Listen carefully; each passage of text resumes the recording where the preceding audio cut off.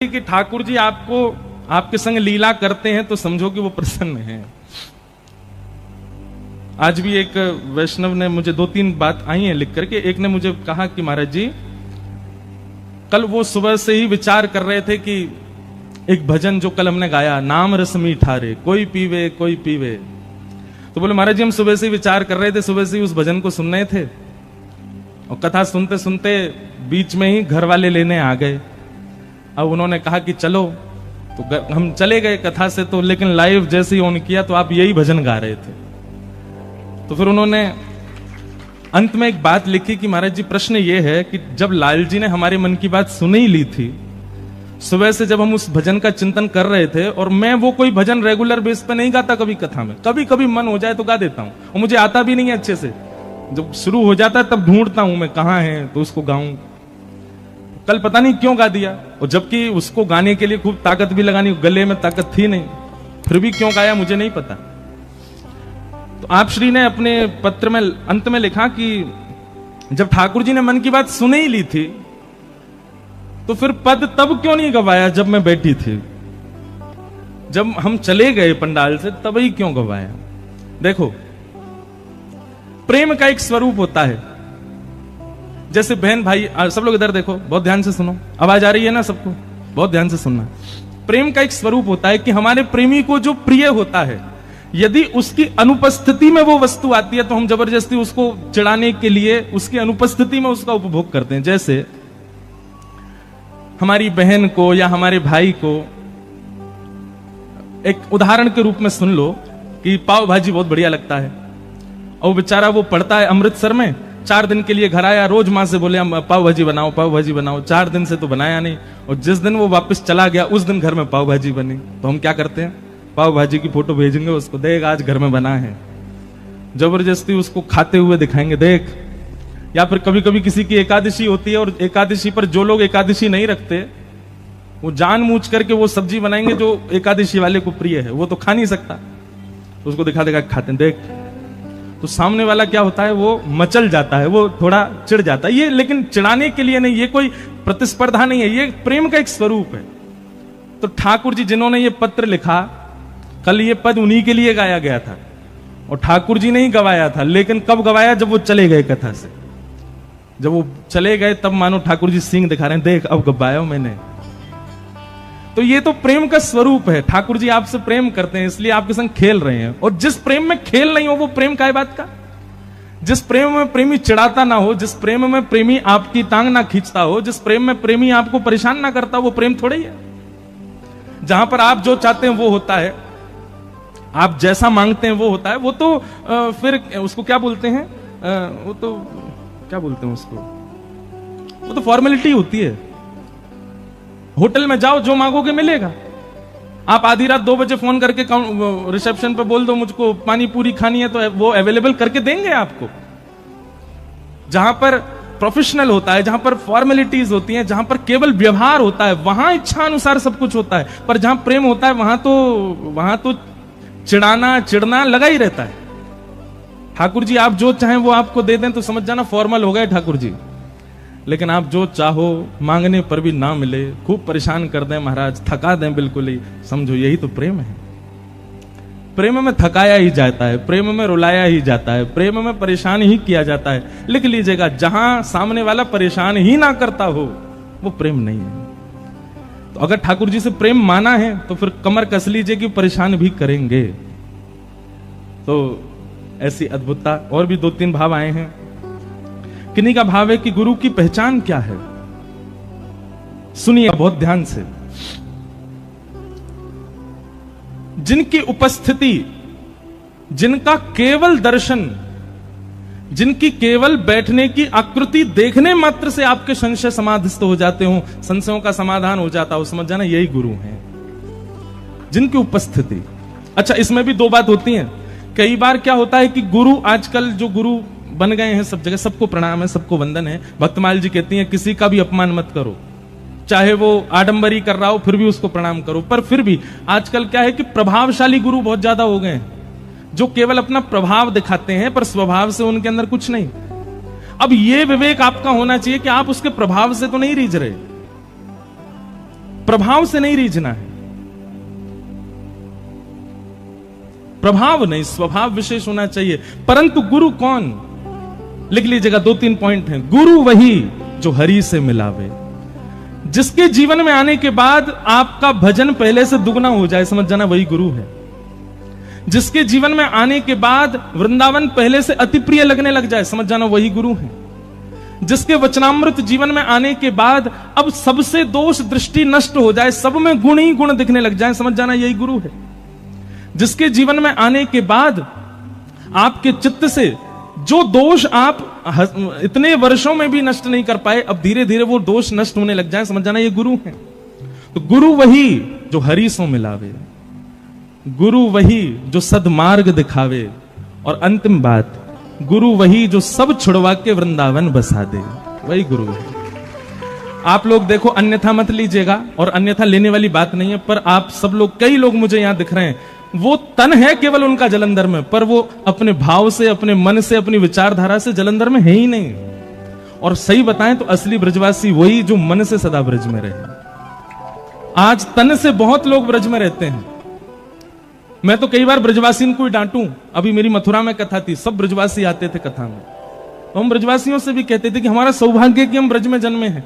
पर ऐसे ब्रज में जन्म लेने के बाद भी जब ब्रज का हमने वह उपयोग नहीं किया जो करना चाहिए, तो क्या फायदा। एक हमने कीर्तन बनाया ना, मंगला उठ यमुना तट जाओ, श्री राधा वल्लभ के दर्शन पाऊं, कृपा अभिलाषी जी राधिका रानी जी, हो सुन लो अर्ज हमारी हमारी, रहूं ब्रज रज को पास। हम तो बस सुना रहे हैं, गा थोड़ी रहे हैं, रुक जाओ। गुरु वही जो सब छोड़ वृंदावन में बसा दे।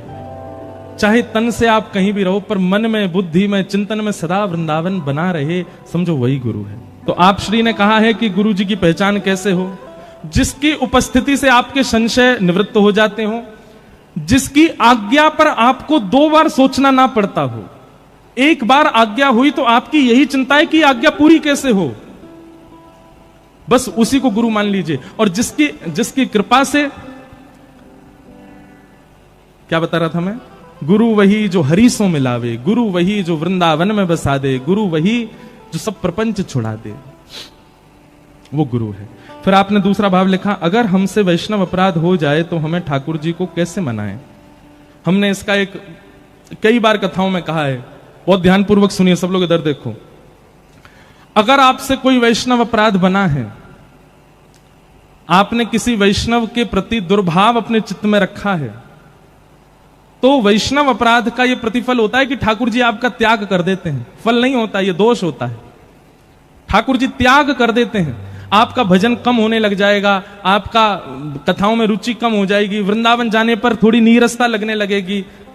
ऐसी सब स्थितियां चित्त में आने लग जाएं तो समझ जाओ कि आपसे कोई वैष्णव अपराध बना है। तो वैष्णव अपराध होने पर एक ही उपाय है, क्या, स्वयं को दंड उत्सव दीजिए। क्या करना है, दंड उत्सव। भक्तमाल जी में कथा आती है, एक रसिक मुरारी जी करके भक्त हुए भगवान के, उनके गुरुदेव ने किया था दंड उत्सव। दंड उत्सव क्या होता है,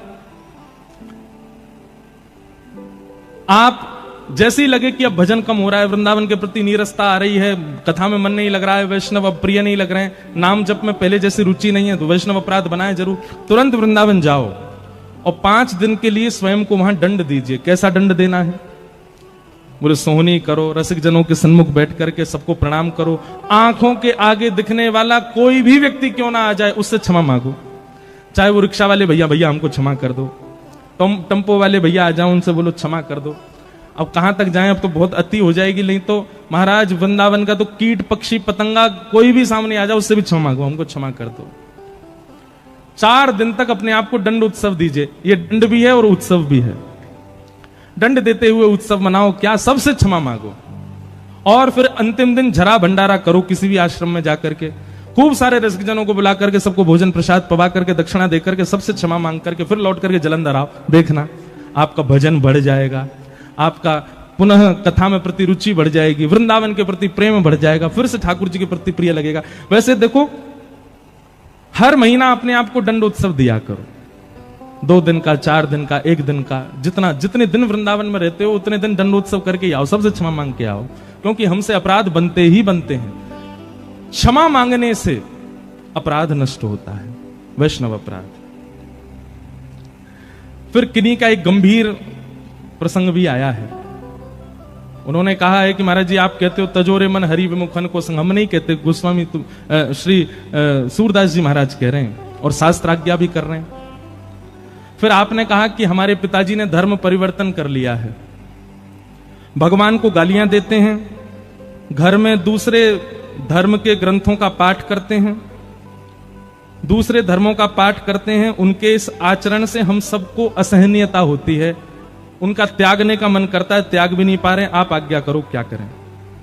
भैया देखो, सब लोग ध्यान से सुनो, ये संकीर्णता तो बहुत फैलती जा रही है, धर्म परिवर्तन की पूरे भारत में ही फैल रही है, पर पंजाब इसका गढ़ बनता जा रहा है। बहुत ज्यादा लोग अपने धर्म को परिवर्तन, अब ये पता है क्या है, धर्म परिवर्तन किस लिए किया गया? केवल लोभ में आकर के, और लोभ में आकर के आप जो कुछ भी करते हो, पाप के पिताजी का नाम है लोभ।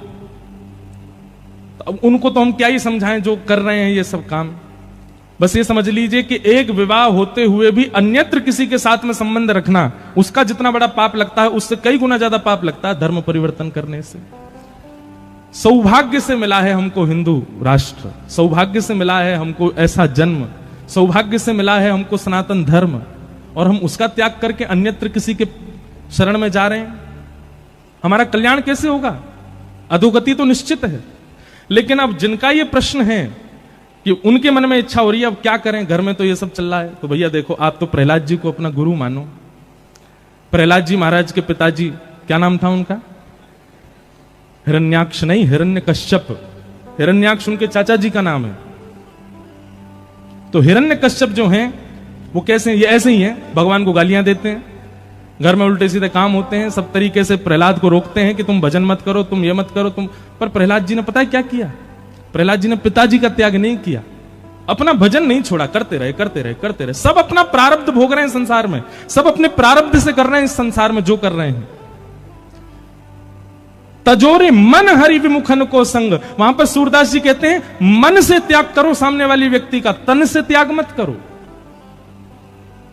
आपको तन से नहीं छोड़ना उसको, मन में जो उसकी स्थिति थी, मन में जो उसका सम्मान था, उसका त्याग कर दो। महादेव ने सती का त्याग किया। कैसे त्याग किया? सती परीक्षा लेकर के आई राम जी की, तो महादेव को पता चल गया कि बताओ इतना विश्वास नहीं, भगवान की परीक्षा लेकर के आई है। और फिर महादेव ने पूछा कि आप कहां गई, तो झूठ और बोल दिया कि मैं तो पास से प्रणाम करने गई थी। महादेव ने क्या किया? सती का त्याग किया, पर त्याग तन से नहीं किया, मन से किया। कैसे त्याग किया? जो आसन बगल में लगाते थे हमेशा, उसको सामने लगा दिया। अब आप हमारे बगल में बैठने योग्य नहीं हो, सामने बैठो, क्योंकि बगल में तो गृहिणी बैठेगी और गृहिणी का भाव आप खो चुकी हो अब। इसलिए जो कोई भी इस प्रकार के हैं जो हरि विमुख हैं और उनसे आपका ऐसा संबंध है कि आप तन से उनको छोड़ नहीं सकते, तो मन से उनका त्याग करो। फिर तो केवल एक व्यवहार मात्र निभाओ कि आपसे हमारा यह संबंध है। तो जब तक इसके पीछे कथा सुना है, जगन्नाथ भगवान के एक परम भक्त हुए, मैंने कई बार सुनाई है ये कथा, और ये प्रश्न एक बार नहीं बहुत बार आ चुका है मेरे पास, पर जलंधर में है तो मैं सुना देता हूं। भगवान जगन्नाथ जी के परम भक्त हुए, उनका नाम था अंगद जी। क्या नाम था? अंगद जी। अंगद जी जो थे वो एक राजा के मंत्री थे। बहुत ध्यान से सुनना। अंगद जी की जो पत्नी थी वो बहुत सुंदर थी और अंगद जी उससे बहुत प्रेम करते थे, परंतु पत्नी जो थी वो परम भक्त थी, कथाओं में जाना, सत्संग सुनना, ये सब में उसकी बड़ी रुचि। अंगद जी को कथा वथाओं से कोई मतलब नहीं था। उन्होंने पत्नी से स्पष्ट कह दिया, तुम जहां जाओ कथा सुनो, भक्ति करो, संत महात्माओं को प्रसाद पवाओ, सब करो, मुझसे कभी मत कहना कि ये सब करो, मुझसे नहीं होता। पत्नी बोली ठीक है कोई बात नहीं, आप अपने राजपाट पे ध्यान दो, हम भक्ति करें। अब एक दिन क्या हुआ, एकादशी का दिन था, तो संत महात्माओं ने कहा कि आज आश्रम में कोई उत्सव चल रहा है, सत्संग कहां हो, शांति हो, ऐसी जगह सत्संग हो। अंगद जी की पत्नी बोली आप सब हमारे घर चलो, हमारे घर पे ही सत्संग कर लो। तो सब संतों को लेकर के अंगद जी की पत्नी घर आ गई और वहीं पर ही सत्संग होने लगा। समाज बैठ करके नृत्य कर रहे हैं, कीर्तन हो रहा है, कथा हो रही है। शाम का समय अंगद जी लौट करके आए अपने घर। घर आकर के देखा तो महाराज उछल उछल करके जो है महामंत्र पर सब कीर्तन कर रहे हैं और साधु महात्मा भी सब नृत्य कर रहे हैं और वहां तो कीर्तन कथा चल रही है। अंगद जी महाराज तो क्रोधित हो गए और भीतर जाकर के उन्होंने चिल्लाना शुरू किया, बंद करो ये सब नाटक, क्या कर रहे हो यहां पर? ये घर है, तुम्हारा आश्रम नहीं है। ये घर है, ये तुम लोगों का मठ मंदिर नहीं है जो यहां उछल उछल के कीर्तन करो, निकलो यहां से बाहर। अब वैष्णवों को अपने अपमान से इतना बुरा नहीं लगता, पर कथा कीर्तन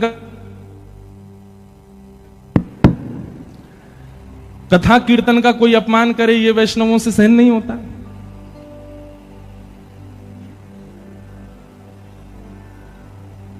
सब लोग चले गए। अंगद जी की पत्नी बिल्कुल नीची नजर किए और महाराज लाल पड़ गया था चेहरा उसका। अंगद जी प्रेम तो करते थे अपनी पत्नी से, आज जाके बोले, देखो मैंने तुमसे कभी कुछ नहीं कहा, तुम सत्संग करो, कथा सुनो, भक्ति करो, कुछ भी करो, पर ये घर में लाने की जरूरत नहीं है, अपना बाहर जाके किया करो सब काम। उसी समय अंगद जी की पत्नी बोली, ये बात आप प्रेम से मुझे सत्संग के बाद भी कह सकते थे। कम से कम गुरुजन और इतने सब साधु महात्मा सत्संगी आए थे, उन सब के बीच में उपद्रव तो नहीं करना चाहिए था आपको। और ये मुझसे प्रेम से बात क्यों कर रहे हो? मैं कौन हूं? गृहिणी हूं, पत्नी हूं, केवल इसलिए प्रेम से बात करो। इतना ही प्रेम उनके सामने दिखा दिया होता, वहां तो तुम चिल्ला रहे थे। अरे जिन गुरुजनों के चरणों में प्रणाम करती हूं, जिन संत जनों को मैं वंदन करती हूं, उनके सामने तुमसे प्रेम से नहीं बोला गया, मुझको प्रेम दिखा रहे हो। सुनिए, आपके इस कृत्य की क्षमा तो नहीं दे सकती मैं आपको, पर मैं आपको छोड़ करके भी नहीं जा सकती, क्योंकि मैं पतिव्रता नारी हूं, आपके साथ रहना पड़ेगा मुझको। पर मेरा आज से नियम होगा, क्या? मैं घूंघट करके रहूंगी, आपको ना तो अपना मुख दिखाऊंगी ना आपका मुख देखूंगी। आपके लिए भोजन बनाऊंगी, आपके बर्तन कुर्तन जो करना है सब काम करूंगी, घर के जो भी गृह गृहस्थी के काम होते हैं सब निभाऊंगी, लेकिन ना आपका मुख देखूंगी ना अपना मुख दिखाऊंगी। ये मेरा आज प्रण है। अंगद जी की पत्नी ने, अब इसको आप क्या समझेंगे? तन से वो संगी ही है, पर मन से त्याग कर दिया उसने। अब अंगद जी की पत्नी पूरे दिन घूंघट में रहती है। एक दिन, 2 दिन, 4 दिन, 5 दिन बीत गए। अंगद जी बोले, अब मान जाओ। पत्नी नहीं मानी, बोले, मृत्यु को प्राप्त हो जाऊंगी घूंघट में, लेकिन आपको मुख नहीं दिखाऊंगी ना आपका मुख देखूंगी। 1 महीना बीत गया। अंगद जी अब उदास रहने लगे, घर जाने का मन ही नहीं होता। क्यों? पत्नी बात ही नहीं करती है। तो एक दिन अंगद जी अपने घोड़ा पे बैठ के कहीं जा रहे थे, तभी देखा कि महाराज वैसा ही सत्संग कहीं चल रहा था। लोग उछल उछल करके कीर्तन कर रहे थे और व्यास मंच पे बैठ के एक कथाकार बढ़िया कीर्तन गा रहे थे। अंगद जी बोले, जाके सुनूं तो सही, इस कथा में ऐसा है क्या जो मेरी पत्नी ने मेरा त्याग कर दिया कथा की वजह से। कथा में पहुंचे, कीर्तन विश्राम होते ही सब बैठ गए, कथा होने लगी। अंगद जी दूर बैठे हैं और दूर बैठे बैठे सुनते सुनते 1 महीना से जितना क्षोभ उनके चित्त में था ना, तो चंद मिनट की कथा में वो सारा क्षोभ दूर हो गया और उनको इतनी सुख की अनुभूति होने लगी, इतना अच्छा लगने लगा कथा में कि अब तो वो दूसरे दिन समय से पहले आकर के बैठ गए, आकर के पूरी कथा सुनने लगे, पीछे बैठ करके पूरी कथा सुनते। तीसरे दिन अंगद जी जैसे ही आए, आकर के देखा तो आज तो कोई भी नहीं आया, कथा ही विश्राम हो गई। अंगद जी ने पूछा, भैया यहां पे कल कथा चल रही थी क्या? वो बोले, कल 7 दिन हो गए पूरे, अब तो व्यास जी चले गए, यहां से कथा हो गई। तो अंगद जी को इतनी व्याकुलता पत्नी के रूठने पर नहीं हुई जितनी व्याकुलता कथा के विश्राम। बोले, अब कब होगी कथा? बोले, कथा तो भैया अब अगले वर्ष होगी, परंतु वो व्यास जी थोड़ी दूर एक गांव है, वहां पर आज से कथा उन्होंने प्रारंभ कर दी है, आपको सुननी हो तो वहां चले जाओ। अंगद जी दौड़ करके गए, महाराज दूसरे गांव में जाके कथा सुनने लगे। अब तो अंगद यही नियम बन गया, अंगद जी महाराज दूसरे गांव में जाके कथा सुनने लगे। इतनी आसक्ति कथा के प्रति हो गई उनकी। अब तो अंगद जी को घर में पत्नी रूठी बैठी है, उससे भी उनको कोई फर्क नहीं, बढ़िया जाते हैं, प्रेम से घर में जाते हैं, पत्नी भोजन खिला देती है, पा लेते हैं, सो जाते हैं, सुबह उठ के राजपाट का काम देखते हैं, दोपहर में जाके कथा सुनते हैं। ऐसा नियम चलने लगा। पत्नी के भी मन में होने लगा, पहले तो इनको चिंता थी कि मैं देखती नहीं हूं, अब तो ये चिंतित भी नहीं लगते मुझको। एक दिन गांव में पुनः कथा होने लगी और जैसे ही कीर्तन प्रारंभ हुआ महाराज, तो अंगद जी महाराज पीछे खड़े होकर उछल उछल करके उन्माद नृत्य कर रहे थे।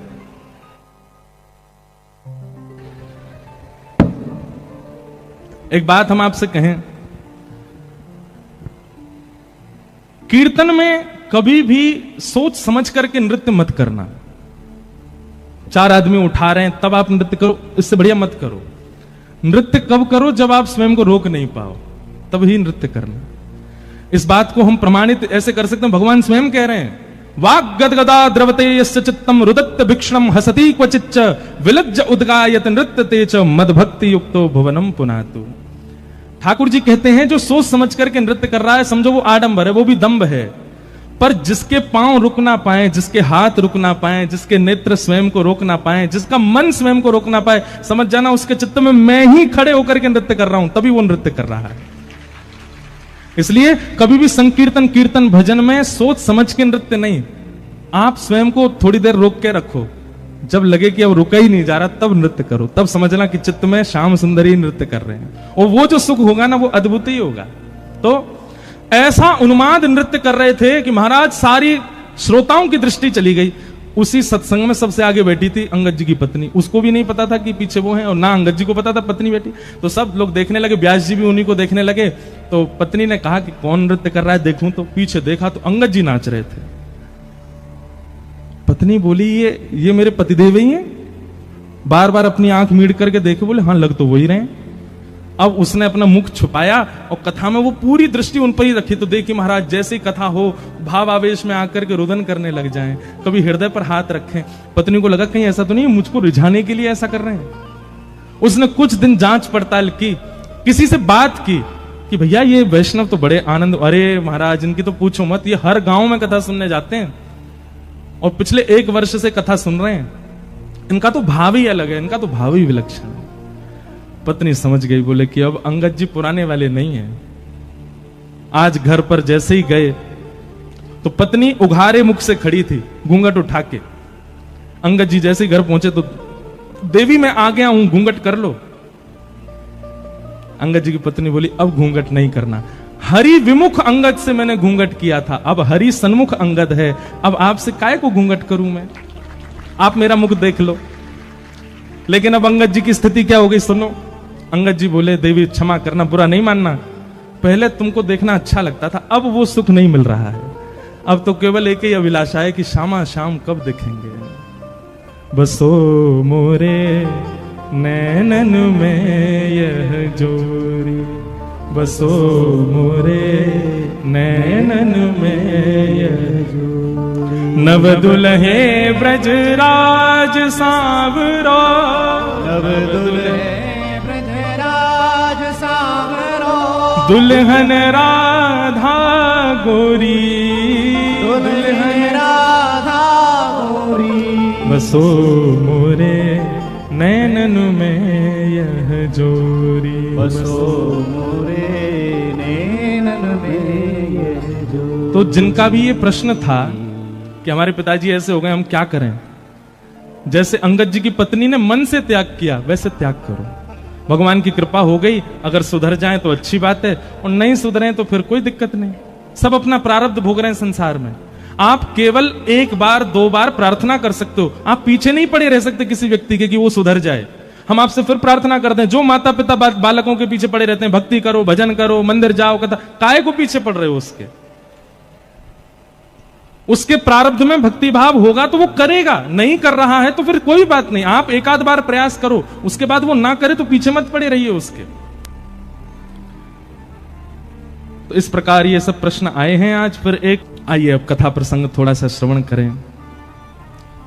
सब कथा प्रसंग ही है, ये सब भाव भी जो हम बता रहे हैं प्रश्नों के, ये भी सब कथाओं से ही हैं।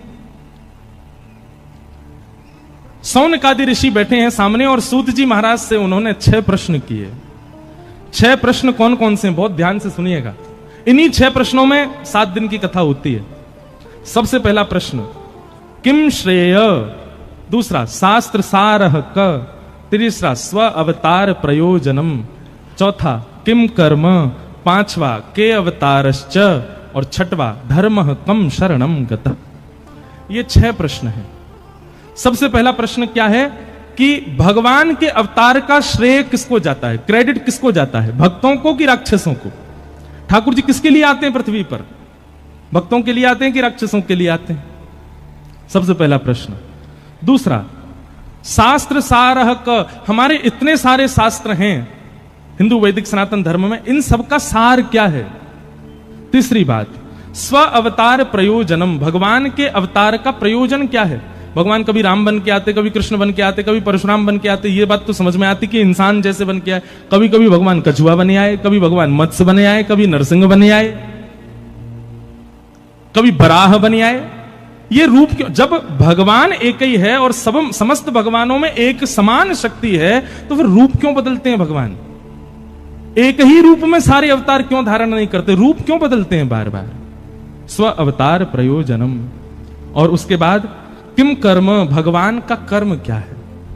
भगवान करते क्या है? हमने तो सुना है कि कर्म की उन पर कोई गति नहीं होती, तो फिर भगवान करते क्या है? किम कर्म। और फिर अगला प्रश्न, के अवतार, अवतार कितने हैं भगवान के? तो कोई 10 बताता, कोई 24 बताता। और अंतिम प्रश्न क्या है? ठाकुर जी के स्वधाम जाने के बाद धर्म कम शरणम गतः, धर्म किसकी शरण में है? जिस धर्म को स्थापित भगवान ने कर दिया, उस भगवान के जाने के बाद धर्म किसकी शरण में गया? ये 6 प्रश्न है। समझ में आए? 6 प्रश्न आए तो कोई के नहीं है, फिर भी सुन लो। पहला प्रश्न, भगवान के अवतार का श्रेय किसको जाता है? किसके लिए आते हैं भगवान? राक्षसों के लिए?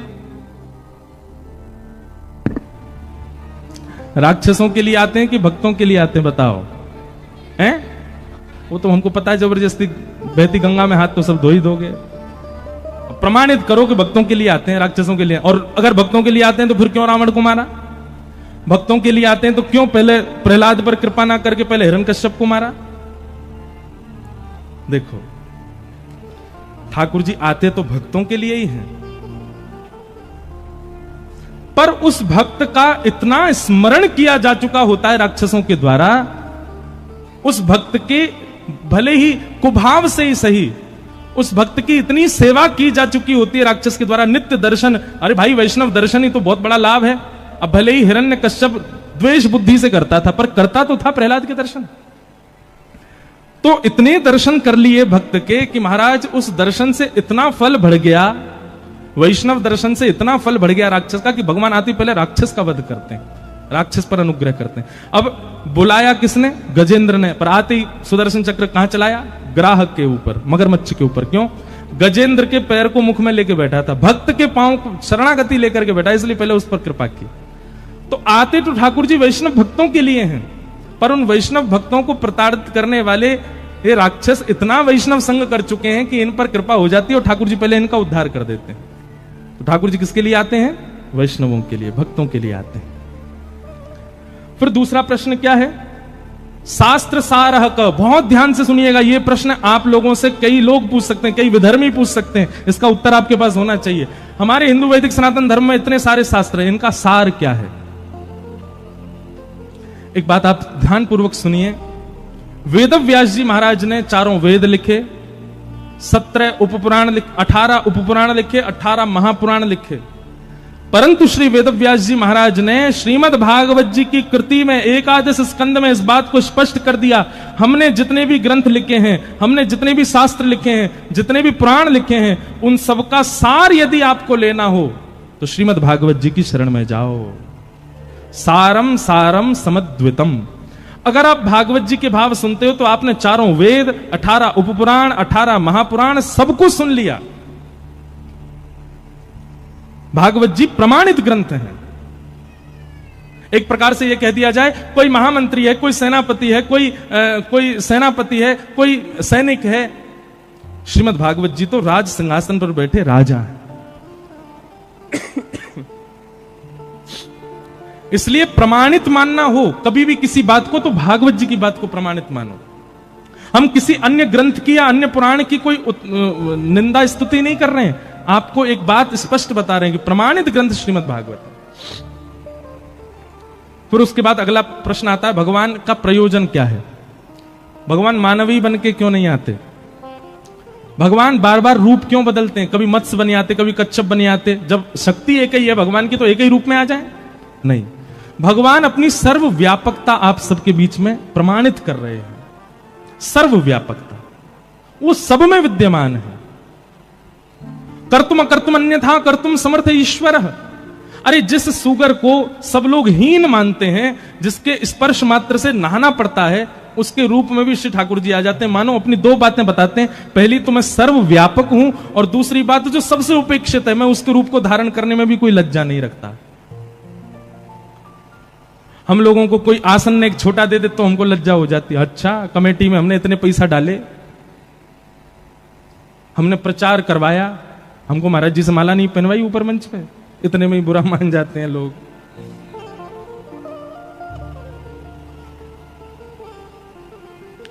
तो ठाकुर जी अपनी सर्वव्यापकता बताते हैं अनेक अनेक रूप में आकर के।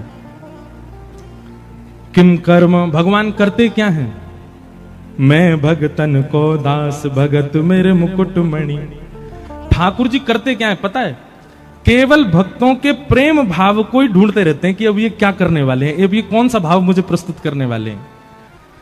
संसार के जितने भी चतुर लोगों के भाव हैं, ये सब भगवान को पता होते हैं, पर प्रेम लक्षणा भक्ति में जो भक्त रहता है, उसके प्रेम का अब क्या भाव आने वाला है, ये ठाकुर जी को नहीं पता होता। उसको देखने के लिए ठाकुर जी बैठे रहते हैं। जैसे हमारे अष्टछाप के सखाओं में कौन हुए? कुम्भनदास। अष्टछाप के सखाओं में कौन हुए? श्री गोविंद स्वामी। अष्टछाप के सखाओं में कौन हुए? श्री सूरदास। अष्टछाप के सखा श्री गोविंद दास जी की एक लीला आती है कि गोविंद दास, बहुत ध्यानपूर्वक सुनिएगा नहीं तो आपके मन में प्रश्न उठ सकते हैं। गोविंद दास जी एक दिन शौच के लिए गए। सोचो उनकी भक्ति स्थिति कितनी ऊंची है। गोविंद दास जी एक दिन सुबह सुबह शौच करने के लिए गए जंगल में, और शौच करने के लिए जब गए तो ठाकुर जी के मन में आ गया कि मुझे इसके संग खेलना है। और शौच करते हुए गोविंद दास जी बैठे हैं, शौच निवृत्त हो रहे हैं, और सोई ठाकुर जी वन में पहुंच गए और पीछे से फलन ने तोड़ तोड़ के गोविंद दास पे मार रहे हैं। अब गोविंद दास देखे कौन आया, और पीछे देखो त्रिमंगलली ठाकुर जी खड़े हैं। अब आप विचार कर सकते हो, हम इतने शुद्ध, इतने पवित्र, इतनी मर्यादाओं का पालन करते हैं, तब भी ठाकुर जी के सामने अपने घर की सेवा में जाते हैं, और यहाँ गोविंद दास के साथ में ठाकुर जी ये भी विचार नहीं करते कि वो शौच के लिए जा रहा है। और ये केवल गोविंद दास के साथ हुई घटना नहीं है। इसी कलिकाल में, इन्हीं 50 वर्ष के अंतराल में हमारे गोरखपुर में विराजमान हुए श्री राधा बाबा महाराज। नाम सुना राधा बाबा का? राधा बाबा महाराज की ऐसी अद्भुतता, वे अपने संपूर्ण जीवन काल में कभी वृंदावन नहीं आए, पर उन्होंने वृंदावन के लिए एक ग्रंथ लिखा, एक छोटी सी पुस्तक लिखी, उसका नाम है केली कुंज। और केली कुंज में बाबा ने एक एक बात लिख दी। केसी घाट से बिहारी जी कितने दूर हैं, बिहारी जी से राधा वल्लभ जी की दूरी कितनी है, बीच में कैसे कैसे चौराहे आते हैं, कहां पर भगवान की गौचारण लीला हुई है, कहां पर अक्रूर घाट है, अटल वन कहां पर है, ये सब केली कुंज में महाराज जी ने लिखा है।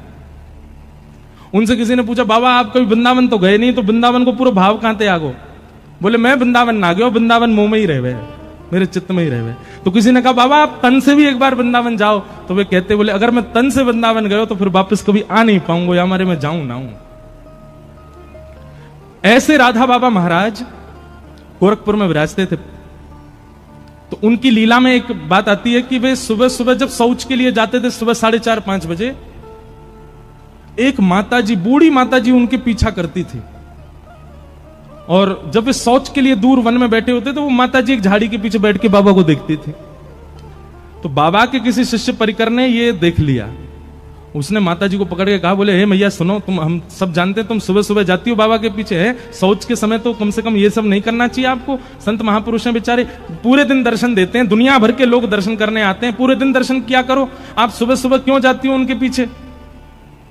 तो माताजी के नेत्र सजल हो गए। वो बोले मैं बाबा के पीछे नहीं जाती। तो बोले बाबा जब सुबह सुबह शौच के लिए जाते हैं ना, तब इनके पीछे नन्हों से, सांवरों सलोनों से एक बालक जावे, और वो बाबा के सामने ही बैठो रहे।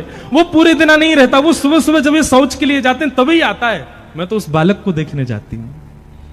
और बाबा जब शौच में बैठे होते हैं ना, तो इन दोनों की आपस में चर्चा चलती है, बड़े ठाके मार मार के दोनों हंसते हैं।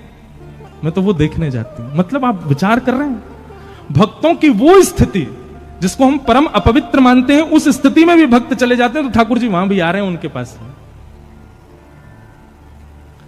तो ऐसी स्थितियों में ऐसे भक्तों के भाव देखने के लिए, उनका अनुकरण करने के लिए ठाकुर जी, यही कर्म है ठाकुर जी का। कौन भक्त कब कहां क्या कर रहा है, कौन से भाव से मुझको बज रहा है, किस भाव से मुझे अर्पण कर रहा है, वही भाव प्रिय है ठाकुर जी को। वही भाव देखने के लिए ठाकुर जी आते हैं।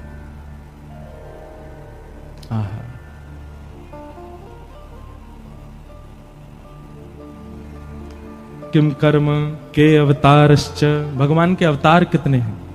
भागवत जी में इसका भी प्रमाण है कि भगवान के अवतार असंख्य हैं, पर कुछ पढ़ने सुनने जानने के लिए दशावतार और 24 अवतार अंश और कला अवतारों के रूप में ये बताए गए हैं। बाकी भगवान के अवतार अनेक हैं। अभी मैं और आप जलंधर में बैठ के कथा सुनने, ठाकुर जी का इस समय भी कहीं ना कोई अवतार हुआ होगा। ठाकुर जी कहीं ना कहीं कोई लीला कर रहे होंगे। और धर्म कम शरणम गतः, अंतिम प्रश्न, भगवान के जाने के बाद धर्म किसकी शरण में गया। भैया देखो, जिसके लिए धर्म स्थापित किया भगवान ने, किसके लिए धर्म स्थापित किया, मेरे और आपके लिए किया।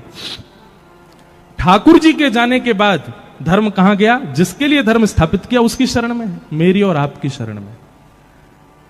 धर्म कम शरणम गतः, ये धर्म हमारी शरण में है। हम धर्म का पालन करते हैं तब धर्म हम पर कृपा करता है। तो धर्म ही हम सब धर्म के शरणार्थी हैं। हम सबको धर्म का पालन करना है।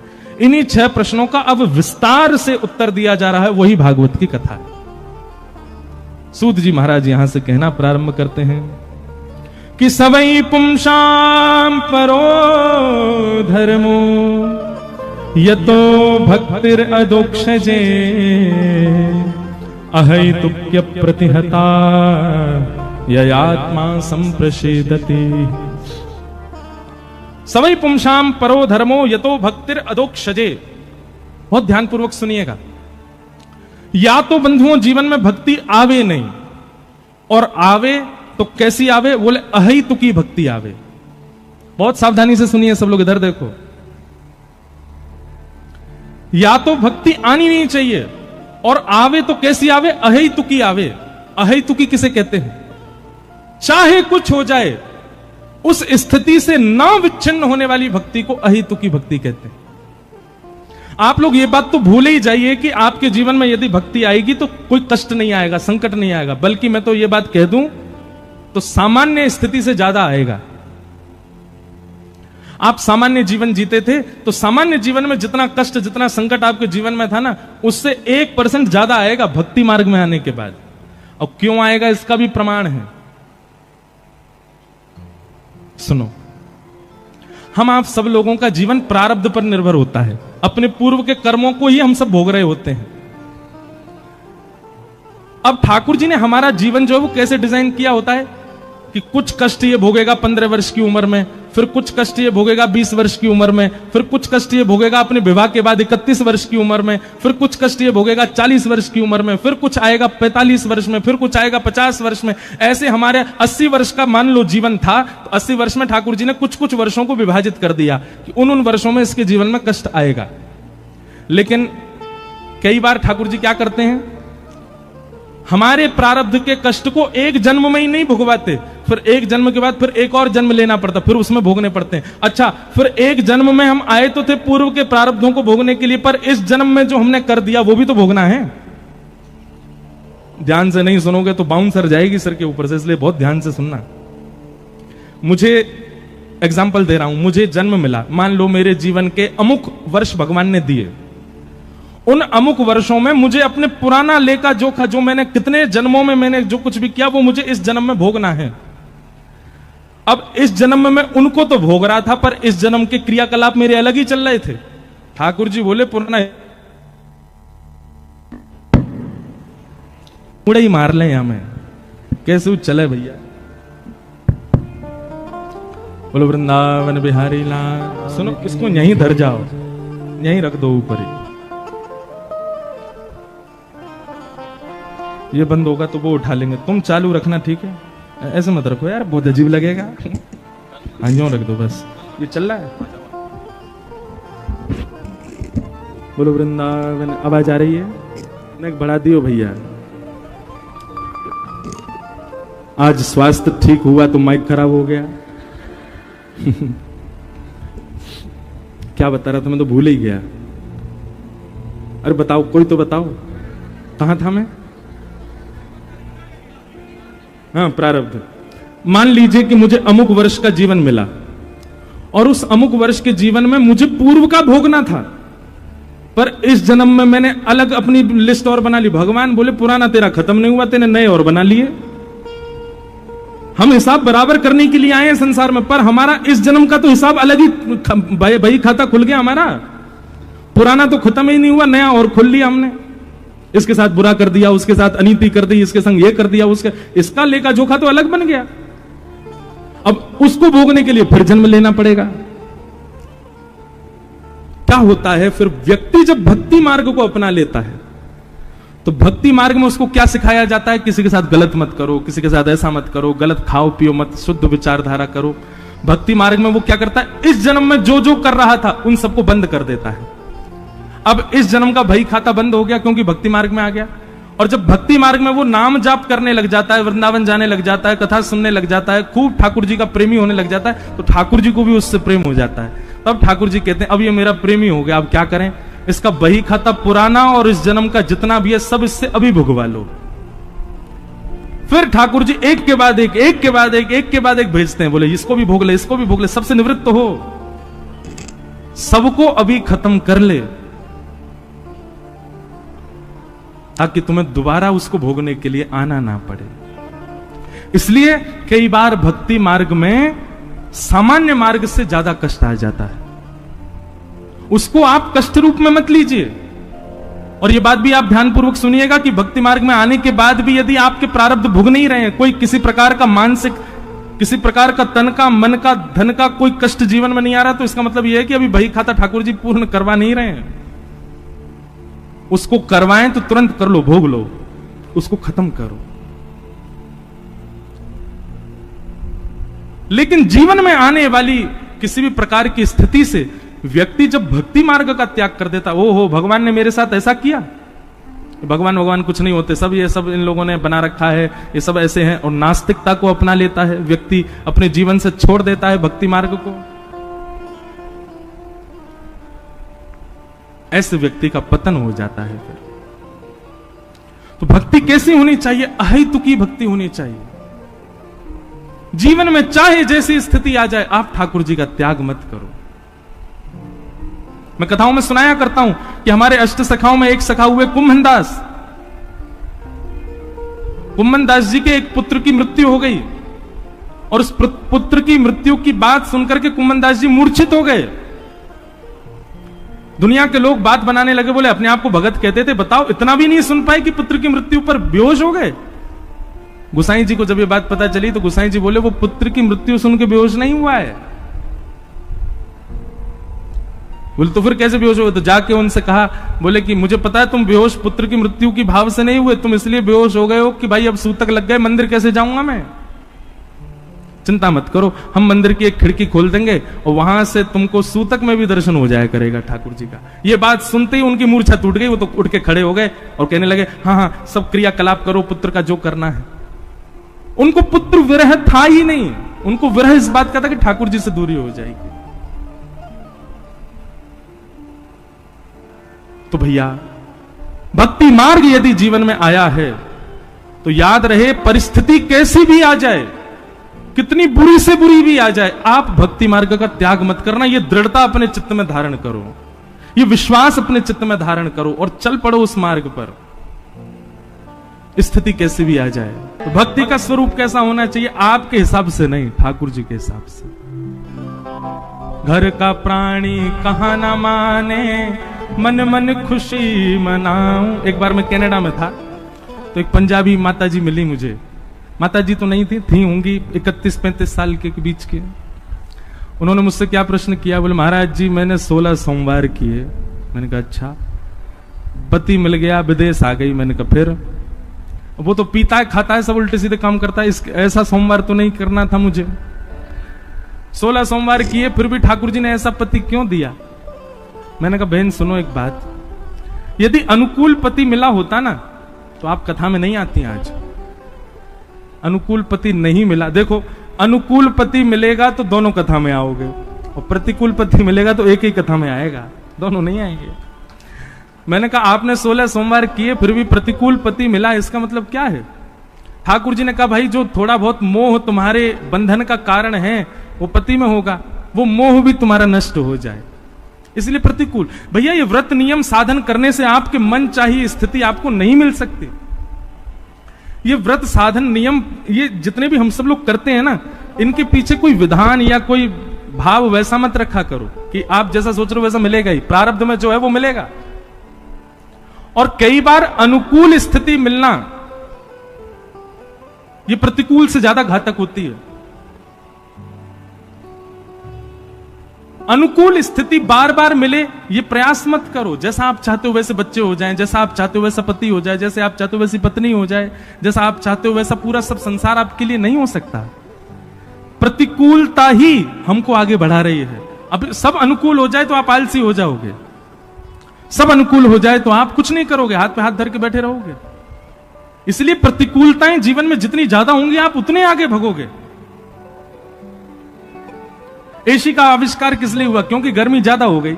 अब गर्मी ज्यादा किसी को प्रिय नहीं है, लेकिन गर्मी जब बहुत मात्रा में होने लगी तो फिर निदान करके व्यक्ति ने एसी बनाया ना। इतनी संख्या में भीड़ होने लगी तो माइक बनाया गया ना। प्रतिकूलता ही आविष्कार करवाती है, प्रतिकूलता ही नवीनताओं को जन्म देती है, प्रतिकूलता ही जीवन में हमको आगे बढ़ाती है।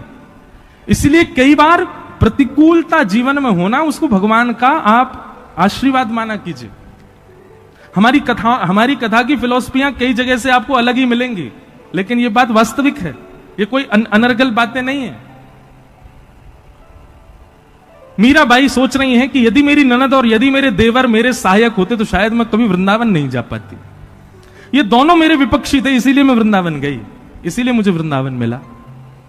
दोनों अनुकूल होते कभी नहीं होते। कंस राक्षस नहीं होता, देव होता तो भगवान कृष्ण का कभी अवतार ही नहीं होता, आते ही नहीं। कंस के दुष्टत्व से ही पृथ्वी ने प्रार्थना की भगवान कृष्ण आए। तो प्रतिकूलता कई बार नवीनताओं को जन्म देती है, कई बार आपके सुंदर भावों को सुदृढ़ करती है। इसलिए प्रतिकूलता को कभी कभी प्रसाद समझ के स्वीकार किया करो, चाहे वो बच्चों की हो, चाहे पत्नी की हो, पति की हो, परिवार की हो, रिश्तेदारों की, नातेदारों की हो, समाज संसार की हो। प्रतिकूलता अच्छी है। घर का प्राणी कहा ना माने, मन मन खुशी मनाऊं। जड़ भरत जी की कथा आती है भागवत जी में। जड़ भरत जी के प्रसंग में आता है कि पहले वो थे राजा भरत। बहुत ध्यान से सुनना, क्योंकि विस्तार से उनकी कथा में सुना ही नहीं पाऊंगा, इसलिए अभी सुना देता हूं। पहले थे वो राजा भरत। जब उन्होंने देखा कि अब मेरा कार्यकाल पूर्ण हो गया तो अपने पुत्र को राज्य गद्दी पर बैठा करके वन में चले गए। वन में गए थे भजन करने के लिए। भजन करते करते गंडकी के नदी के तट पर तभी उन्होंने देखा हिरणों का झुंड जा रहा है, और तभी उन हिरण झुंड में से एक हिरणी जल पीने के लिए पल्ली पार जल पी रही है, और वो भजन करते करते उसको देख रहे हैं। तभी एक शेर ने दहाड़ मारी, उसकी दहाड़ से भयभीत होकर के वो हिरणी नदी में कूद गई। उसके गर्भ में बालक था, भय के कारण वो बालक बीच नदी में ही उसका जन्म हो गया। भरत जी महाराज तुरंत अपनी माला छोड़ करके नदी में कूदे। हिरणी को तो नहीं बचा पाए, बालक को बचा लाए। अब उस बालक का लालन पालन पोषण करने में इतने व्यस्त हो गए कि उसमें आसक्त होते चले गए। इतनी आसक्ति बढ़ गई, इतनी आसक्ति बढ़ गई कि अब भजन कम हो गया, अब उस बालक का लालन पालन में ही लगे रहते हैं। सोचो आसक्ति कितनी खतरनाक होती है। अपनी पत्नी को छोड़ाए, अपने बच्चों को छोड़ाए, अपने राजपाट को छोड़ाए भरत जी। अरे इंसान में नहीं हुई, एक जानवर में हो गई। आसक्ति कितनी खतरनाक है। सब छोड़ चुके थे, पर जो जात का नहीं, जो हमारी बिरादरी का नहीं, अरे कहां तक कहें जो मानव भी नहीं है, उस हिरण में आसक्ति हो गई। और आसक्ति कैसी हुई कि अब तो बस यही है कि अंतिम श्वास चल रही थी, वृद्ध हो गए थे। वो हिरण को ही देखते रहे, हिरण के बालक को, उसको बाहर ही ना जाने दें। अब जीव, ये जानवर को तो स्वतंत्रता प्रिय होती है। और वो भरत जी से आंख बचा बचा करके बाहर निकले। भरत जी बेचारे लड़खड़ाते आमे, उसको फिर कुटिया में ले आमे। एक दिन भरत जी बिल्कुल ही जर्जर हो गए, चल फिर भी नहीं पाते थे। एक दिन उनका वो हिरण बालक और झुंड वहां छोड़ करके कुटिया, और हिरण के झुंड में मिल गया, भाग गया वहां से। उसी के वियोग में कहां होगा, क्या कर रहा होगा, उसने कुछ खाया वो भी होगा कि नहीं, पता नहीं उसका कोई ध्यान रखता होगा कि नहीं, बाहर इतनी सर्दी पड़ रही है, पता नहीं रात में ठंड तो नहीं लग जाएगी, मैं तो कंबल उड़ा देता था, पता नहीं क्या कर रहा होगा। उसी का चिंतन करते करते करते करते भरत जी के प्राण निकल गए। और परिणाम क्या हुआ? अगले जन्म में वही भरत जी ही हिरण बन के आए। अच्छा एक बात बताएं, बुरा नहीं मानना,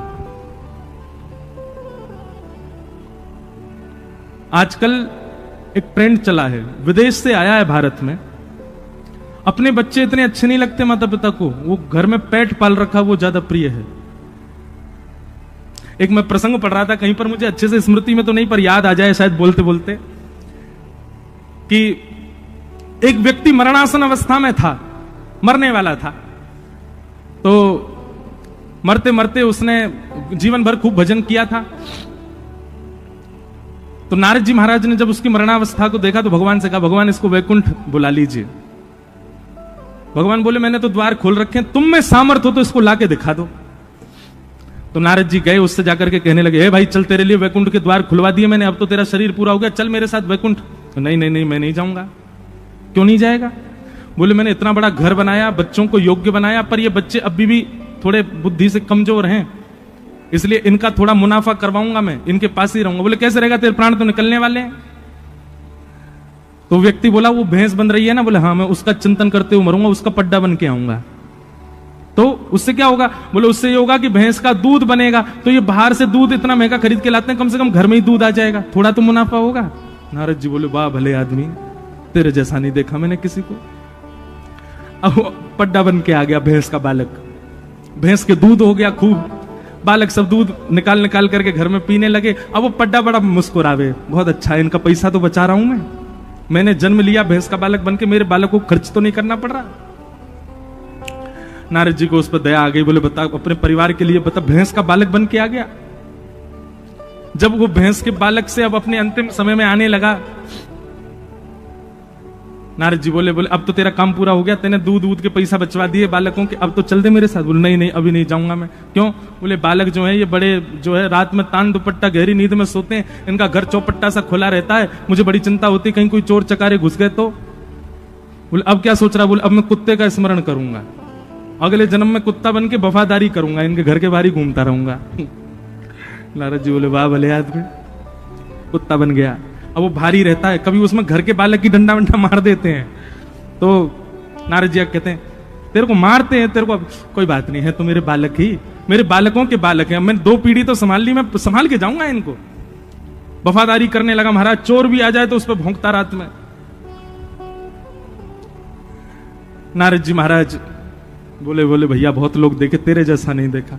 तो कुत्ते के जीवन में भी उसका अंतिम समय आ गया, तो नारद जी बोले अब तो चल वैकुंठ, तेने 3 जन्म गवा दी। बोले नहीं नहीं ऐसे नहीं जाऊंगा। बोले तो अब क्या करेगा?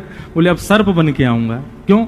मेरे बालकों के बालकों ने बड़े शत्रु बना लिए, उनको जा जाके डसूंगा मैं, इनकी रक्षा करूंगा। सर्प बन के आ गया और घर के कोने में रहने लगा, और जैसे शत्रु आते थे कुछ करने के लिए तो वो आके उनकी रक्षा के लिए खड़ा हो जाता था, और महाराज उनके सामने। एक दिन उन घर के ही कोई बालक सर्प के पास मतलब वहीं जा रहा था, तभी नारद जी भेष बदल के आए और घर के लोगों को बता दिया वहां पे कोने में सर्प है, उसको पकड़वा दो। घर के लोग गए और उसी सर्प को पकड़ करके उसके मुंह काट दिया, उसका मृत्यु कर दी मार मूर के। फिर नारद जी उसको पकड़ के वैकुंठ में ले गए। बोले अब तो तुझे आना ही पड़ेगा। वैकुंठ में जाकर के भी रोने लगा, मुझे बिल्कुल अच्छा नहीं लग रहा है, मेरा परिवार आपने छुड़वा दिया, अरे 3 पीढ़ियां मैंने संभाली थी और संभालता रहता। भगवान कहते हैं बोले नारद ये है संसार के लोग, ये इतने आसक्त हो चुके हैं, आसक्ति इतनी गंदी हो चुकी है इन सब के चित्त में कि इनको वैकुंठ की आवश्यकता नहीं है। ये भजन वैकुंठ का करते हैं, सुनते कथा में वैकुंठ है। पर आप सबको एक बात बता दूं, वृद्धावस्था जब हमारी भी आएगी ना, सत्य बता रहे हैं, उस समय पर हमको वैकुंठ का स्मरण नहीं होगा। भागवत जी में कितनी बार प्रमाणित किया गया है कि भाई मृत्यु समीप आने पर भगवत स्मरण और भगवत सेवा का स्मरण, भगवत धाम का स्मरण बहुत कम लोगों को हो पाता है, सबको नहीं होता। मुक्ति की कामना सबको नहीं होती, उस समय इतनी ज्यादा आसक्ति हमारी बढ़ जाती है। तो भैया आसक्ति तो हमारे चित्त में है, ये बात तो प्रमाणित है। हम आसक्ति का मतलब समझते हैं? एक तो होता है मोह, और मोह की ही चरम स्थिति होती है आसक्ति। आसक्ति कैसी होती है? मोह का मतलब तो होता है कि एक बार को वो व्यक्ति दूर हो जाए तो भी हम रोएंगे, थोड़े बहुत देर चीखेंगे चिल्लाएंगे, पर फिर भी रह लेंगे। आसक्ति कैसी होती है? वो व्यक्ति यदि दूर हो गया तो प्राणी निकल जाएंगे। ये आसक्ति है। आसक्ति हम सबके चित्त में है, पर ये आसक्ति संसार की वजह बिहारी जी से है जाए, ये आसक्ति राधा वल्लभ जी से है जाए, ये आसक्ति कथा से है जाए, ये आसक्ति वृंदावन से हो जाए। रस्सी तो हम सबके गले में है, पर वो खूंटा की जगह किसी गौशाला में बंध जाए, कहीं सुंदर स्थान पर हो जाए। आसक्ति तो है चित्त में, पर वो आसक्ति ठाकुर जी में क्यों नहीं हो रही है? उसी के लिए तो कथा है। तो भरत जी महाराज अपना राजपाट परिवार सब छोड़ के चले गए, पर आसक्ति कहां हो गई? एक हिरण के बालक में हिरण बन गए। और जब दूसरे जन्म में हिरण बने तो उनको याद था कि मैं पूर्व जन्म में भरत था। दूसरे जन्म में उन्होंने ब्राह्मण का स्मरण करते हुए अपने प्राणों का त्याग किया, तो तीसरे जन्म में वो फिर से एक ब्राह्मण कुल में जन्मे मानव रूप में। और अब की बार वे जन्म से ही कैसे रहे? जड़ की भांति, बिल्कुल ऐसे रहते थे पागलों की तरह। उनके पिताजी ब्राह्मण थे, पिताजी ने उनको याद करवाया, गायत्री मंत्र याद करो। तो ऐसा संत जन बताते हैं 6 महीना तक वो ओम ही याद नहीं किया उन्होंने। क्यों? कहीं पिताजी के द्वारा बताए गए मैंने मंत्र याद कर लिए, ज्यादा गुणवान बन गया तो पिताजी कल को कहेंगे गृह प्रवेश करवाया, शादी पढ़वाया, किसी की मृत्यु हो गई है वहां पे अंतिम संस्कार करवाया, फिर से संसार में फंस जाऊंगा। अब के मुझे संसार में फंसना नहीं है। तो बचपन से कैसे रहे? जड़ के भांति, इसलिए उनका नाम पड़ गया जड़ भरत। एक बात तो बहुत प्रमाणित है बंधुओं, बहुत गुणवान होना एक प्रकार से बहुत संसारी होने का भी एक लक्षण है। पर कैसे? बहुत गुणवान है किसके लिए? संसार के लिए। आपसे चाय बनानी बहुत अच्छी आती है तो लाख आदमी आ जाए घर पे, तू ही बना चाय, तो तू ही बना के लाएगा, तेरे हाथ की से ही सिर दर्द दूर होता है मेरा। और तुम यहां बेचारे बुखार में पड़े हो, बेटा थोड़ा ही तो टाइम लगे, तू बनाया। आपने सब्जी बढ़िया बना दी तो पूरे घर में आपको ही ढूंढा जाएगा, कहां है सब्जी, बना जल्दी, कुछ बढ़िया सी बना दी हो, कि तेरे हाथ में स्वाद बहुत है। आप यदि किसी गुण में श्रेष्ठ हो और उससे आपने एक बार संसार को रिझा दिया, संसार पीछे ही पड़ा रहेगा कि भाई तू ही कर।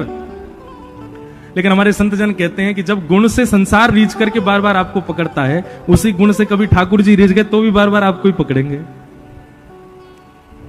अरे सूरदास जी को पकड़ के बैठा देते ठाकुर जी सामने, बोले पद सुनाओ।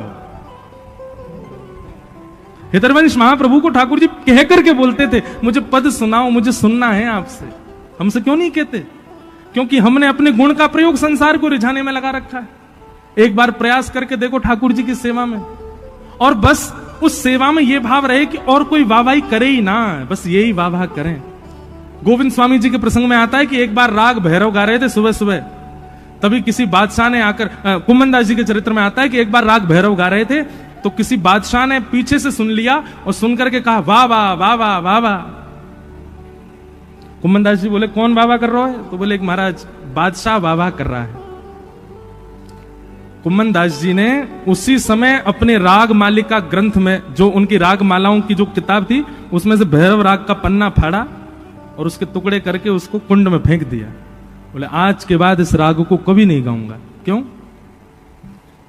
क्योंकि जिस दुनिया के ब्रह्मांड के बादशाह की वाहवाही सुनने के लिए हम गा रहे थे, उसने तो की नहीं। एक कोई सड़क छाप चलता फिरता बादशाह वाहवाही कर रहा है इस पर। अरे तुम्हारी वाहवाही नहीं सुननी है हमको तो उनकी वाहवाही सुननी है, उसके लिए गाते।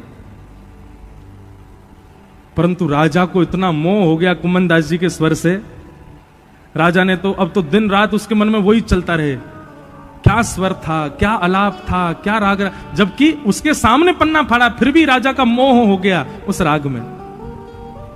और बादशाह के लिए कौन सी बड़ी बात, गवैया को सामने प्रकट करना। बादशाह तो प्रलोभन देते हैं सोने की मोहरों का और गवैया दौड़े चले जाते हैं। बादशाह ने खूब प्रलोभन दिया लेकिन कुम्मन दास जी नहीं गए। लेकिन स्थिति हो गई कि आए दिन बादशाह के लोग लेने के लिए आते, कुम्मन दास जी बहुत परेशान हो गए। अब यहां परिवार के लोग कुम्मन दास जी से कहने लगे अरे चले जाओ, कुछ मिल ही जाएगा, घर बार बढ़िया बन जाएगा तुम्हारा। पर भक्त की स्थिति कैसी होती है, कुम्मन दास जी से सीखो। कुम्मन दास जी एक दिन चले गए बादशाह के यहां, और बादशाह के यहां जाके बोले कहिए बादशाह क्या सुनना है आपको। बोले वही वाला राग सुनाओ जो उस दिन आप सुबह सुबह गा रहे थे, राग भैरव। अब मैं और आप होते ना तो निश्चित है हम ऐसा गा करके आते या ऐसा कुछ करके आते कि बादशाह हम पे सब कुछ लुटा दे। पर ये भक्त कुम्भनदास है। भक्त का स्वरूप कैसा होता है? कुम्भनदास जी बोले राग आपके मन का और पद मेरे मन का। बादशाह बोले हाँ यही होने दो, सुनाओ। भैरव राग गाया, पर राग में गाया क्या? जाको मुख देखत दुख लागे, जाको मुख देखत दुख लागे, ताको करन पड़ी प्रणाम, ताको करन पड़ी प्रणाम। भगत को कहा सीख रिसो काम, भगत को कहा सीख। आज मेरे जीवन का सबसे काला दिन है। क्यों? बोले जिसका मुख मुझे एक आंख नहीं सुहाता, आज उसके सामने मुझे बैठ के गाना पड़ रहा है। भैरव सुनो राजा, तुमको केवल स्वर सुनना है, शब्दावली मेरी है। अब राजा अपनी लज्जा बचाए, बोले सब लोग सुन रहे हैं, ये गा क्या रहे हैं? आवत जात पन्हैया टूटी, आवत जात पन्हैया टूटी, बिसर गयो हरि नाम, बिसर गयो हरि नाम। कुंभन दास लाल गिरधर बिना, कुंभन दास लाल गिरधर बिना, कुंभन दास लाल गिरधर बिना,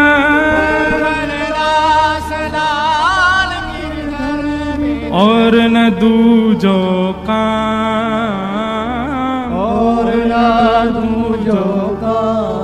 भगत को कहा सीख रिसो काम, भगत को कहा सीख रिसो काम। अरे हम भक्त बने हैं, इसलिए बने हैं कि हमारी सब चीज राधारमण से है, हमारी सब वस्तु राधारमण की है। उसको हम किसी और को व्यय कैसे कर सकते हैं? हम किसी और को उससे कैसे लुभा सकते हैं? अरे राजा तेरी मति में ये बात आई नहीं? हम श्रीनाथ जी के द्वार के गवैया हैं, हमारी गायकी किसी को रिझाने के लिए नहीं है, उनके लिए है। आप लोगों को अगर कोई संगीत का जानकार बैठा हो, आज भी हमारे श्रीनाथ जी में नाथद द्वार में दरबारी राग नहीं गाया जाता। क्यों? क्योंकि उसका नाम ही दरबारी राग है, वो राजाओं के दरबार में गाने वाला राग है। बोले जिससे राजाओं ने वाहवाही की हो वो झूठा राग हम अपने ठाकुर जी को थोड़ी। राग बहुत सुंदर है, मैं भी गाता हूं, राग की निंदा नहीं है, पर कितना सूक्ष्म विचार किया है कि जिस पर दूसरों ने अपनी वाहवाही लगा दी हो वो हम ठाकुर जी को कैसे सुना सकते हैं? इतना सूक्ष्म विचार करते हैं भक्त तो। कुम्भनदास जी बोले भैया है गई तेरे मन की? राजा बोला अब अपनी लज्जा तो बचाऊं। हाँ भाई आधा कोष खाली कर लाओ, सारा सब दे दो कुम्भनदास जी को। कुम्भनदास जी बोले भैया मेरी एक बात सुन ले। बोले कहा? बोले तेने अपने मन ते मेरो राग सुन लियो, अब दक्षिणा तो मेरे मन की दे दे। अकबर बोला, बादशाह बोला इससे तो मेरा और मान बढ़ेगा, ये जो मांगेंगे सो दे दूंगा तो सब लोगों में वाहवाही हो जाएगी। कुम्भनदास जी चूकना नहीं, जो चाहिए मांग लो। बोले पहले तू वचन दे, जो मैं मांगूंगा सो देगो, और पूरा पूरा देखो, आधा अधूरो नहीं देखो। बोले अरे आप बादशाह के सामने खड़े हैं, मांगने में चूक मत कीजिए, मांग लीजिए क्या चाहिए। कुम्भनदास जी अपनी झोली फैला करके बोले बादशाह मुझको एक ही वरदान दे दे कि जब तक मेरे तन में प्राण है तब तक तेरो मोह मोह ना देखना पड़े, मेरे सामने कभी मत आइयो, मोकू अपना मुख मत दिखाइयो और तू मेरो मुख भी मत देखियो, बस यही दक्षिणा दे दे मोकू।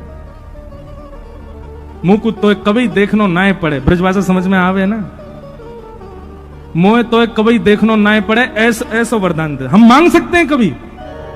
महाराज अभी फोन आ जाए आपके पास में, भारत के प्रधानमंत्री यशस्वी श्री नरेंद्र मोदी जी आपको याद कर रहे हैं, तुरंत भागोगे?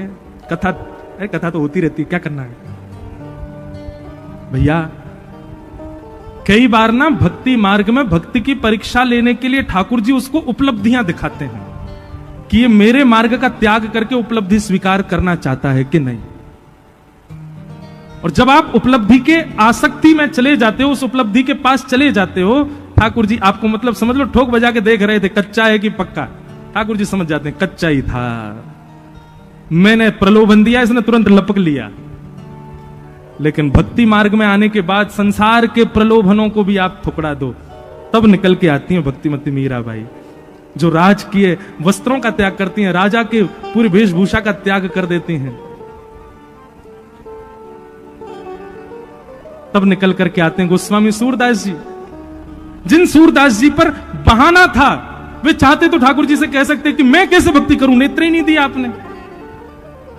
लेकिन ठाकुर जी के द्वारा दी गई उस कमी को ही उन्होंने साधन बना लिया ठाकुर जी की प्राप्ति का। नेत्र नहीं थे तो मन में विचार करते, बोले बाहर के चक्षु की तो आवश्यकता ही नहीं है, बाहर के चक्षु तो संसार में आसक्ति दे देते हैं, मन के चक्षु होने चाहिए।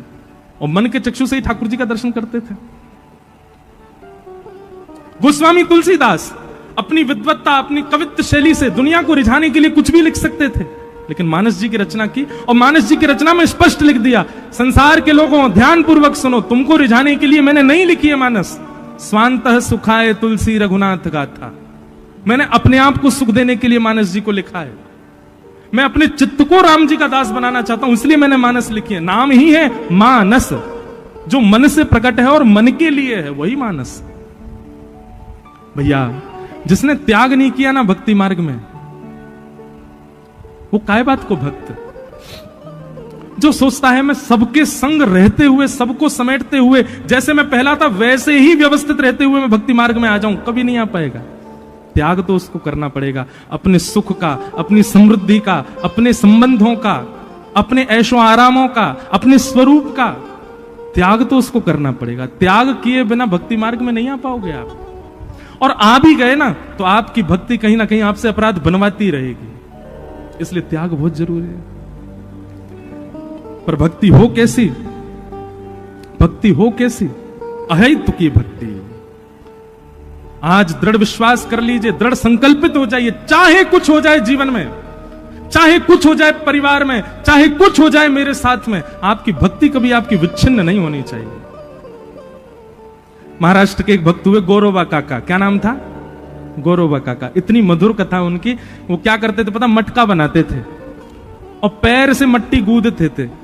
तो एक बार विठल विठल विठल विठल विठल विठल कहते कहते अपने पैर से मट्टी गूंद रहे थे, तो उनकी पत्नी जल भरने के लिए गई। 1 साल का बालक गुटमुन चलता था, उसको वहीं बैठा गई और गौरवा को काका को बोल गई, ध्यान रखना बालक है यहाँ पे।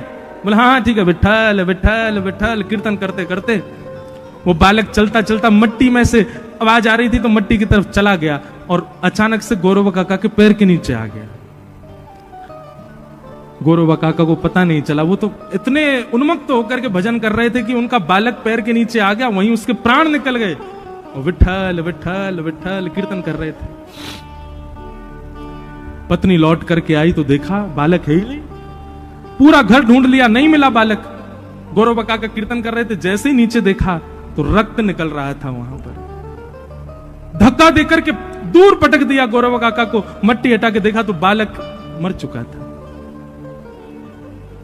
पत्नी ने खूब सुनाई गौरव काका को, अरे काय का बिठल बिठल बजते हो, हमारा बालक छीन लिया हमसे। अरे ये संकीर्तन क्या देगा हमको, जिसने हमारा परिवार नष्ट कर दिया, उस संकीर्तन को तुम सर्वश्रेष्ठ मानते हो। अरे भगवान वो होता है, विधाता वो होता है जो परिवार को समृद्ध बनाए, वो कैसा भगवान जो परिवार को नष्ट कर दे। ऐसी स्थिति आई गौरव काका के जीवन में। गौरव काका बोले, देवी देख, अपराध तो हुआ, मुझसे हुआ, लेकिन तू कीर्तन को दोष मत दे, तू विठल को दोष मत दे, मेरी गलती है, मेरा अपराध है, तू ठाकुर जी को दोष मत दे। छूना नहीं मुझको, मेरा स्पर्श किया तो मैं देख लेना, तुम दूर रहो मुझसे। कैसे भगत हो तुम भगवान के, हैं? भक्ति के नाम पर अपने बालक का वध कर दिया। गौरवा काका, कथा लंबी है, थोड़ी बड़ी है, गए और जाकर के उन्होंने अपने दोनों हाथ कटवा दिए, क्योंकि हाथों को उन्होंने सौगंध दी थी कि आज के बाद पत्नी का स्पर्श नहीं करना है। एक दिन रात्रि में सो रहे थे तो गलती से पत्नी का स्पर्श हुआ, तो दूसरे दिन बोले, तुम दोनों ने विठल की कसम नहीं मानी। गए और किसी कसाई के यहां जाके दोनों हाथ आगे रख दिए, बोले काट दो इनको। इन्होंने विठल की कसम तोड़ दी और बिना हाथ के ही गौरव काका घूमने लगे। तो वर्णन आता है, एक दिन तुकाराम जी का कीर्तन चल रहा था। महाराष्ट्र के भक्तों की भी अद्भुत कथा है। तुकाराम जी का कीर्तन चल रहा था और उस कीर्तन की विलक्षणता कैसी थी, थोड़ा ध्यान से सुनना।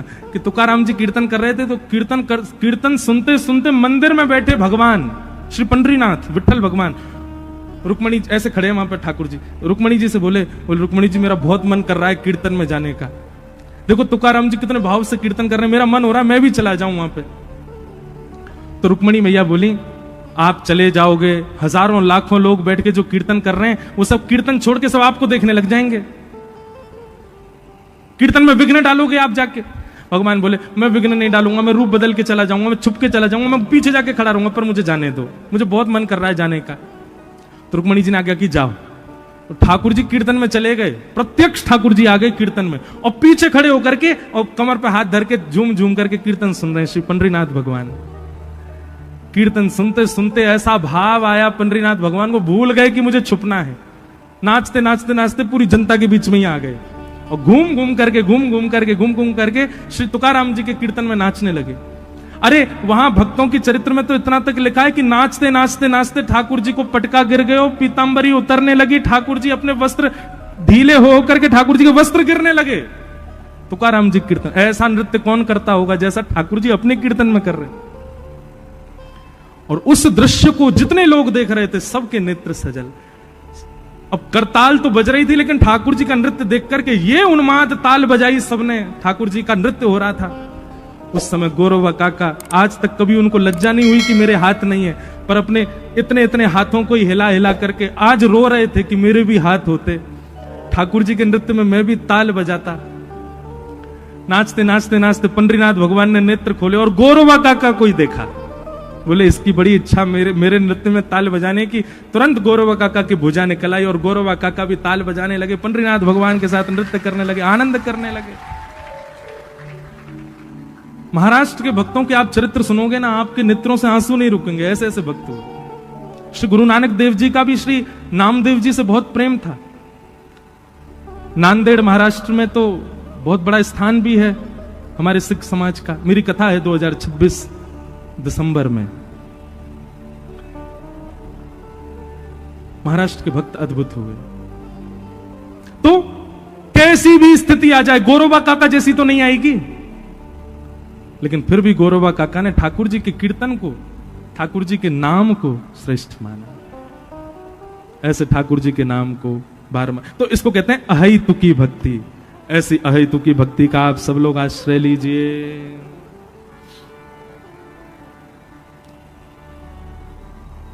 हमारा मन तो हो रहा है कथा हम कहते रहें, पर लोग बाग उठ के जाते हैं तो हमको लगता है बेचारों को घर जाके भोजन बनाना होगा, 9:30 बज गए। ऐसा कोई बात नहीं, तो फिर उठ के क्यों जाते हैं लोग? बोलो वृंदावन बिहारी लाल।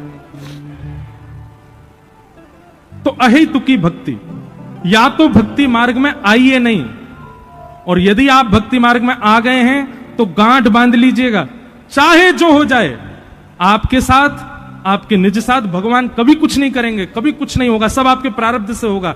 पर यदि ठाकुर जी के मार्ग में आए हो तो निश्चित है कि वो जल्दी जल्दी होगा। तो उसके होने पर विचलित होकर के भक्ति मार्ग का आपको त्याग नहीं करना, नहीं तो अपराध हो जाएगा बहुत बड़ा। इसलिए विचलनता को देख करके कभी भगवत भक्ति मार्ग का त्याग मत करो। कि धर्म स्वनिष्ठितः पुंसाम विश्वक्सेन कथा सूय नोत्पादये दधिरतिम श्रम एव हि केवलम। ये बहुत जरूरी जानने योग्य बात है, इसके बाद हम कथा विश्राम करेंगे, बहुत ध्यान से सुनना। यहां पर सूत जी महाराज कहते हैं हमने जितनी धर्म यात्राएं की हैं, हमने जितने वैदिक अनुष्ठान किए, हमने जितने व्रत नियम साधना अपने जीवन में की, इन सबसे ठाकुर जी प्रसन्न हैं, इन सबसे ठाकुर जी रीझे हुए हैं, ये हमें कैसे पता चले? श्री वृंदावन बिहारी लाल हमसे प्रसन्न हैं, राधा रमन लाल जी हमसे रीझे भये हैं, राधा वल्लभ लाल जी हमको प्रेम करें, हमसे प्रेम माने, ये हमको कैसे पता चलेगी? तब यहां पर वर्णन करते हैं कि यदि सत्संग में आपकी रुचि बढ़ रही है, यदि किसी कथा क्रम में आपकी रुचि बढ़ रही है, सुनने की इच्छा अतीत होती जा रही है, तो समझ जाओ ठाकुर जी को प्रेम आपसे बढ़ रहा है। क्योंकि यदि कथा से प्रेम आपका कम है, ये हम अपनी कथा चले इसलिए नहीं बोल रहे,